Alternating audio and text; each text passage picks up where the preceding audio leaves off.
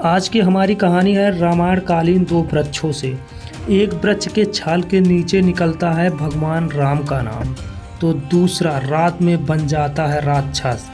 आखिर इनके पीछे का रहस्य क्या है, जानने के लिए चलिए हमारी इस सफ़र में।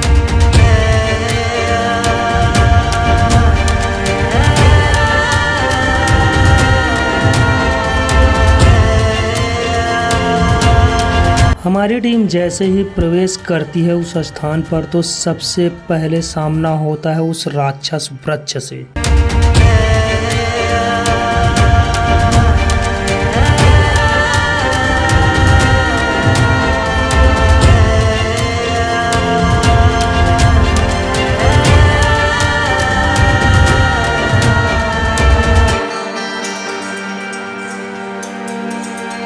इसे कहते हैं रावण का राक्षस वृक्ष। ये दिन में एक साधारण वृक्ष की तरह रहता है और बिल्कुल शांत रहता है, परंतु रात होते ही इसमें एक अजीब सी हलचल होने लगती है और अपने आप को बदल देता है एक भयानक राक्षस में, जो यहाँ पर हर आने वाले का कर देता है विनाश।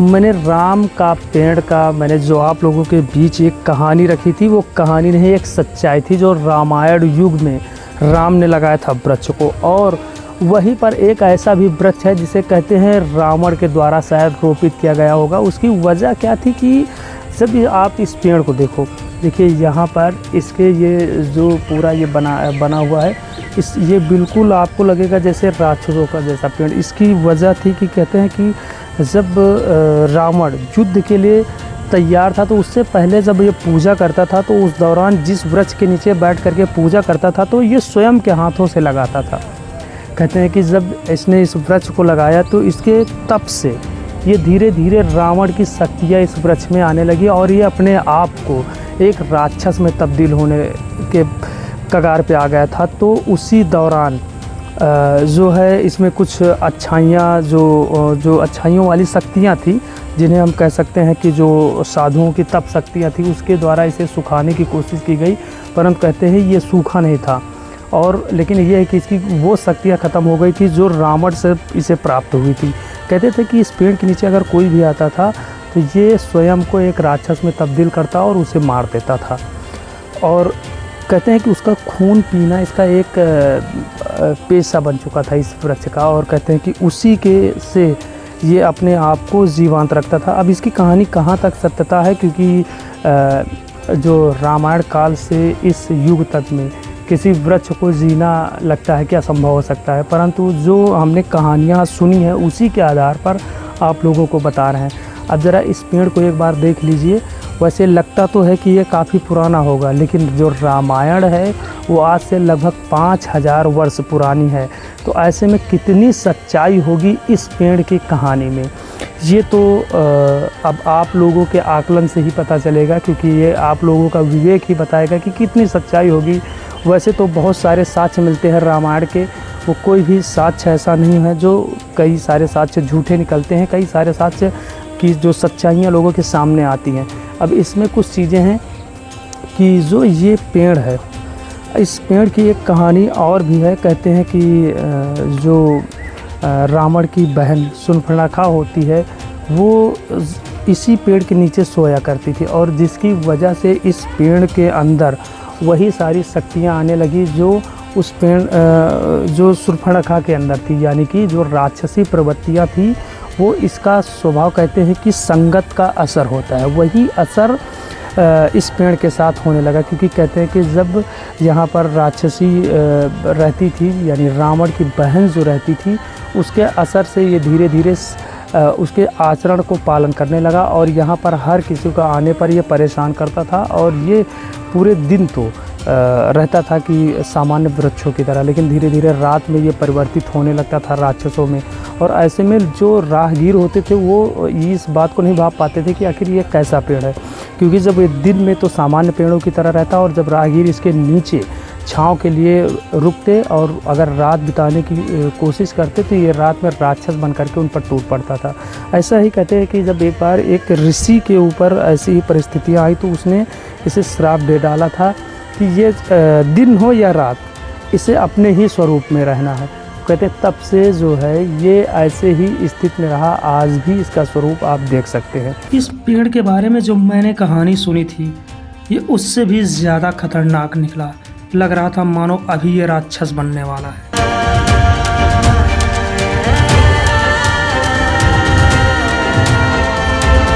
ये पेड़ तो ऐसा लग रहा है कि मानो ये हमारे मस्तिष्क पर कब्जा कर रहा है।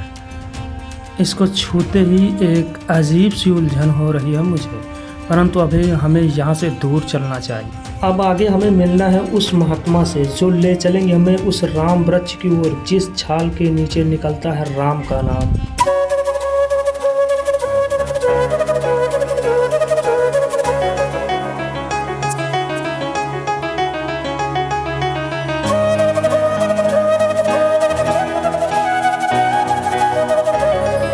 हमारी टीम लगातार आगे बढ़ रही थी। अचानक मेरी निगाह पड़ती है एक साधारण से किसान पर, परंतु देखने पर वो किसान भी नहीं लग रहा था।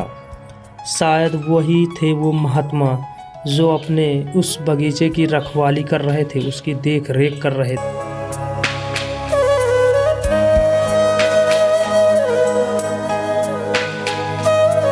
तो आप लोग अभी तक देख रहे थे, ये सब अपने बनाया हुआ है। ये जितनी मूर्तियाँ दिखाई पड़ रही हैं ये सब हम ही बनाते हैं, और ये माता की कृपा है, ये परमात्मा की लीला है। न मेरे पास कोई सांचा है न कुछ भी नहीं, केवल हाथ है और एक चाकू है। आप जितना देख रहे हैं सब इसी से, एक चाकू से काम है।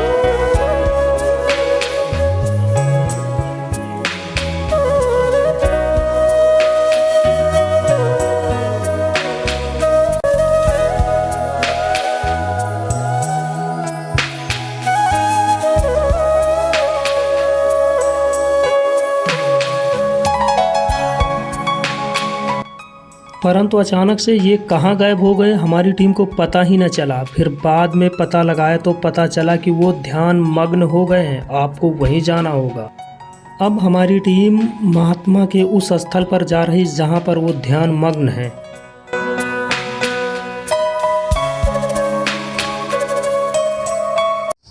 इस वक्त हमारी टीम फिर से पहुँच चुकी है उसी स्थान पर, उसी राम वृक्ष की ओर जहाँ पर आपके कमेंट लगातार आ रहे थे कि आखिर इसकी जो सच्चाई है उसे कैमरे के सामने दिखाना चाहिए।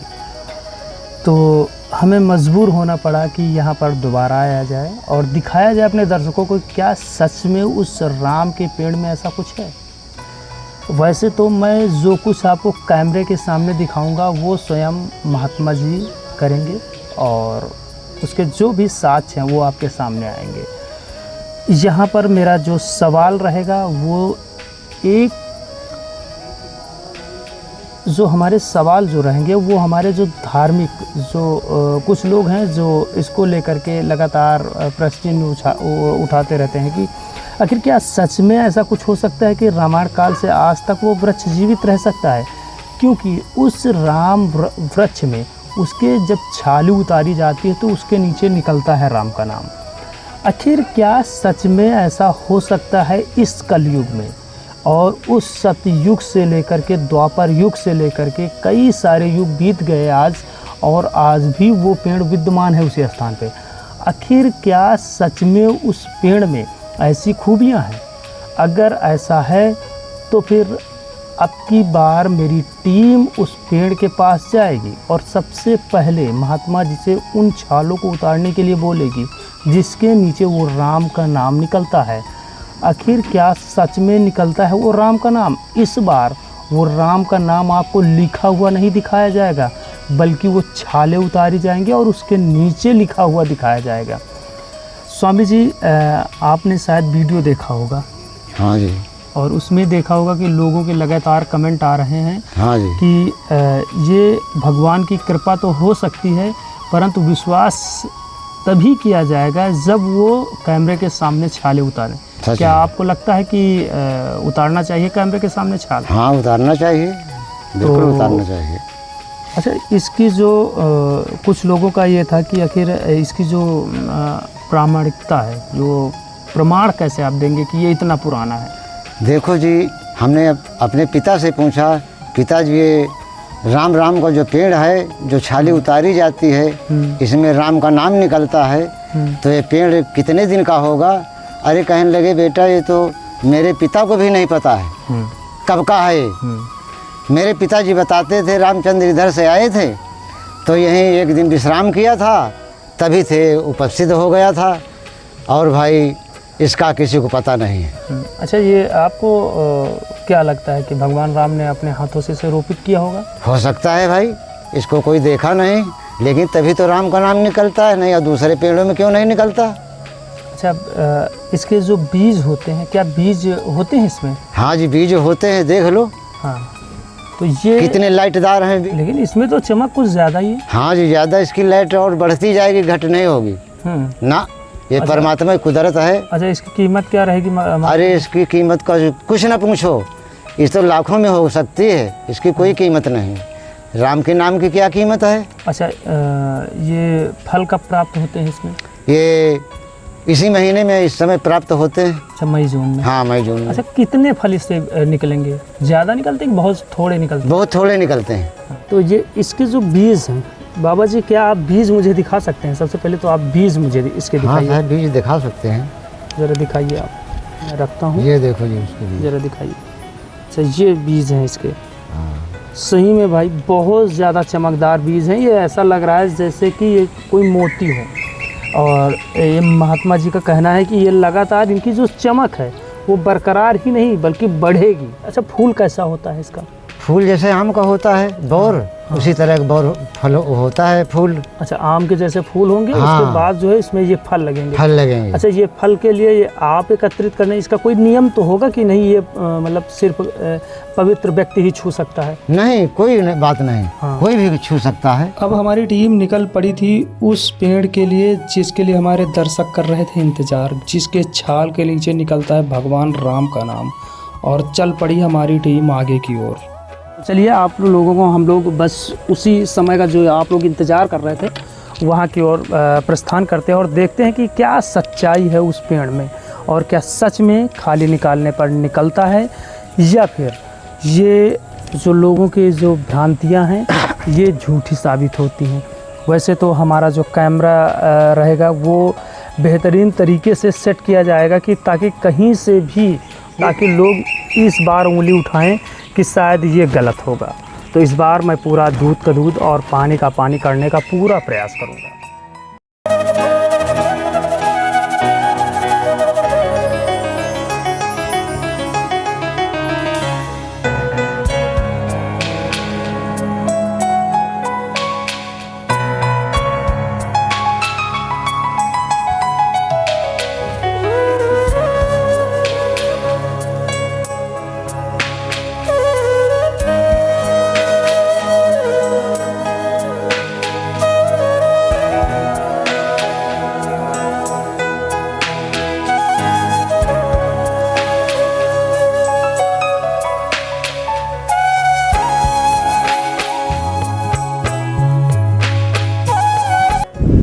इस वक्त हमारी टीम पहुंच चुकी है उसी वृक्ष के पास एक बार फिर से, और यहाँ पर आपको दिखाएगी कि क्या सच में इसमें राम का नाम लिखा उभरता है। और मैं कहूँगा कि स्वामी जी से कि ये स्वयं इसमें वो खाल निकालें, क्योंकि उन्होंने बताया कि अभी इसमें कुछ खाल बाकी है जो निकालने पर राम का नाम निकल सकता है।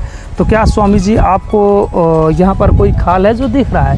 क्योंकि यहाँ पर से मुझे तो एक सेम जैसे लग रहे हैं। तो ये जो है आप ज़रा कोई निकालिए खाल जो आपको अब देखो, ये जैसे छाल है। हाँ, अब देखो आपके पास, आपके सामने निकालते जरा हैं। इस कैमरा पास मिलाएं। हाँ। कैमरा पास मिलाएं। देखो निकालते हैं। हाँ। ये देखो। अच्छा, एक हुआ नहीं, अभी एक से तो कैसे माना जा सकता है? इसे ज़रा दिखाएं, क्या सच में राम ही लिखा हुआ है?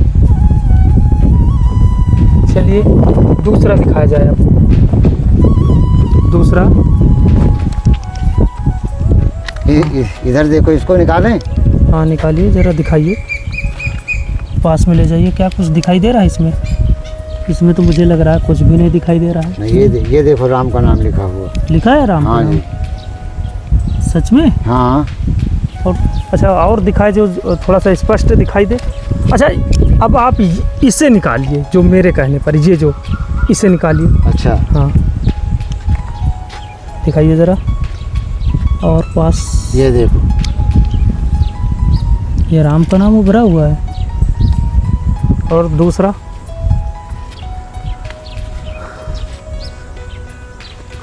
इसमें और कहाँ पे छाली दिखाई दे रही है? तीन तो हो गए। 3 निकाल चुके आप? हाँ। कुछ और एक आध निकालेंगे? और कहाँ पे छाली है जो उभरी टाइप की लग रही हो? निकालिए, देखिए ज़रा। हाँ, छाली है, इसे दिखाइए। इसमें कुछ दिखाइए। इसमें तो नहीं लग रहा है कि ये राम का नाम है। ये देखो, लग रहा है? हाँ, ये देखो लिखा हुआ है।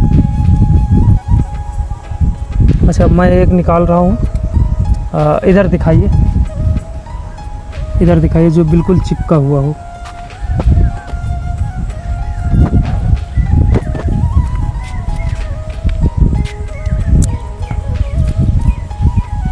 तो अब इसके बाद समय हो चुका है इसके जो बीज और इसके फूल के।